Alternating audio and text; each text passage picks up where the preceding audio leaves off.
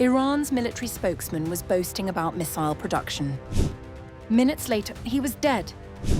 Ali Mohammad Naini, the fourth senior Iranian figure killed in days. Larijani, Soleimani, Khatib, now Naini. Israel isn't bombing Iran into submission, it's eliminating it, one name at a time. Iran keeps making statements. Israel keeps erasing the people who make them.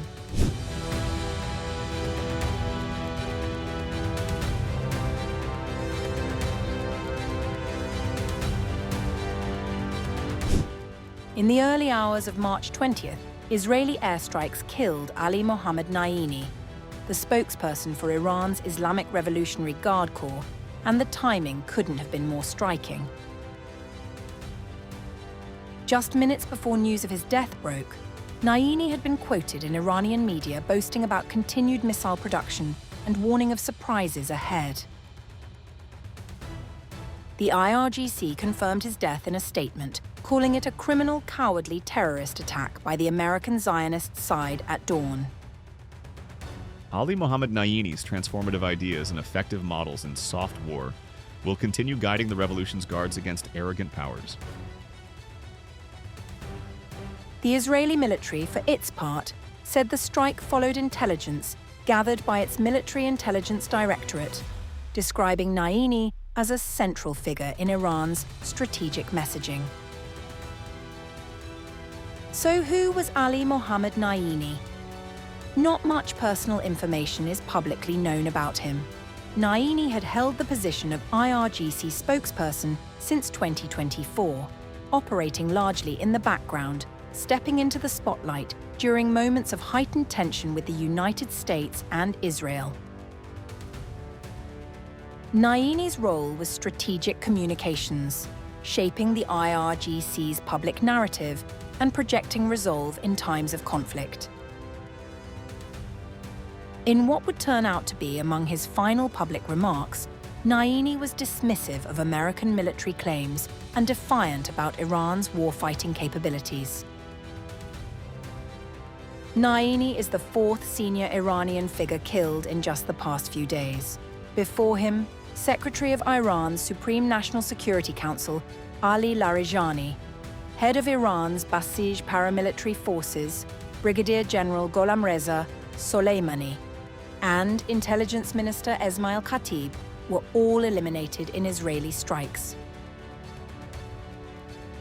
March 20th also brought confirmation of the deaths of Esmail Ahmadi, a senior Basij intelligence official described by the Guards-linked Tasnim website as one of the most important pillars of the Basij organization, and Mehdi Qureshi, a Revolutionary Guards aerospace commander killed in strikes on Isfahan.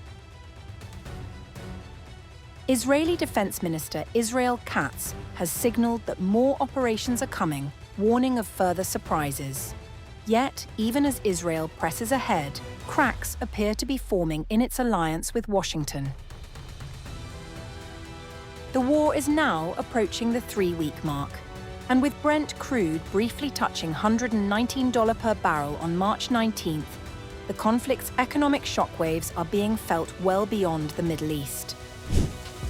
Israeli intelligence claims the strike was surgical, guided by Tehran insiders. Ali Larijani, the Revolutionary Guards architect, allegedly eliminated.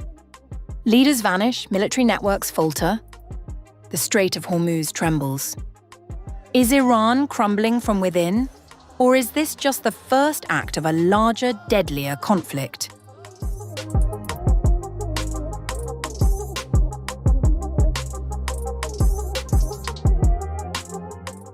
Israel's campaign against Iran's leadership appears to be intensifying, with officials suggesting that intelligence from within Tehran played a role in the reported strike that killed senior Iranian figure Ali Larijani. According to an Israeli official, tips from residents inside the Iranian capital helped pinpoint Larijani's location, enabling what Israel has described as a precise strike. The assassination of Larijani was made possible thanks to valuable intelligence that Israeli intelligence services received from residents of Tehran over the past 24 hours. The claim, if confirmed, would indicate a significant level of internal vulnerability within Iran's security environment, as well as possible dissent among sections of the population. The reported killing of Larijani has not been independently confirmed by Iranian authorities, and conflicting signals have emerged from Tehran.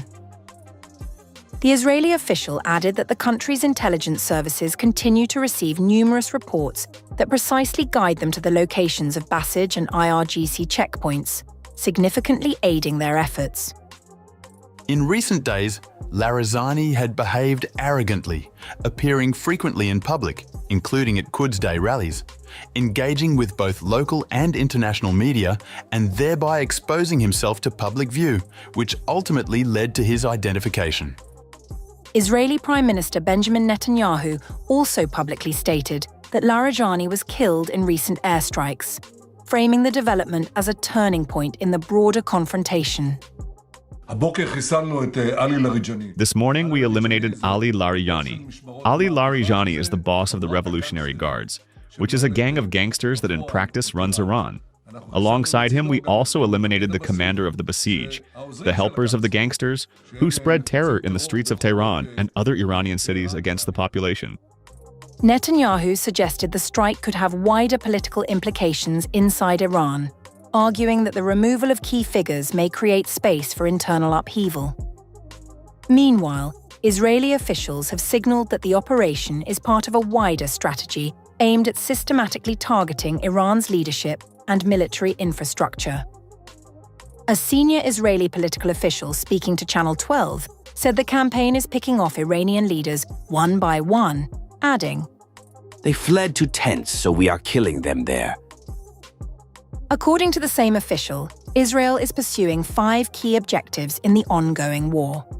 The first is to target Iran's weapons industry, with a particular focus on ballistic missile production, including entire manufacturing facilities rather than just components. The second objective is to complete the destruction of Iran's nuclear program, which Israel has long viewed as an existential threat. The third goal, more politically sensitive, is to create conditions that could lead to regime change within Iran. While Israeli leaders have not always stated this openly, recent comments suggest it is now a central element of the strategy. The fourth objective involves coordination with the United States in securing the Strait of Hormuz, a critical global energy choke point that Iran has threatened to block during the conflict.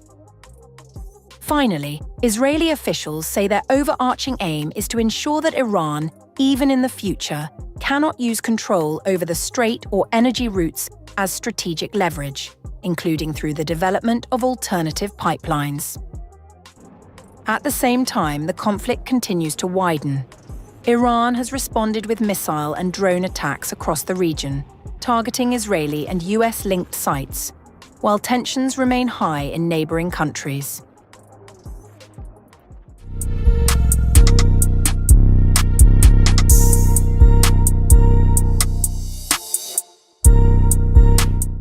For decades, Ali Larijani was a name that rarely made international headlines. He was the quiet force, the man in the room who never needed to be the loudest voice to be the most important one. Born in 1958 in Najaf, Iraq, into what Time magazine once called the Kennedys of Iran, Larijani came from a family so embedded in the Islamic Republic that their fingerprints touched nearly every institution in the country. His father was a senior Shia cleric. His brother Sadiq ran Iran's judiciary for a decade. His brother Mohammad Javad was Khamenei's foreign affairs advisor and, remarkably, the man who introduced the internet to Iran. Another brother served as deputy health minister. This was not just a political family, it was a dynasty. And yet, what makes Larijani genuinely unusual, in a regime full of hardliners and ideologues, is this: he is also a philosopher.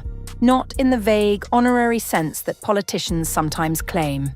He holds a doctorate from the University of Tehran, wrote his thesis on Immanuel Kant, and has published 6 books on philosophy.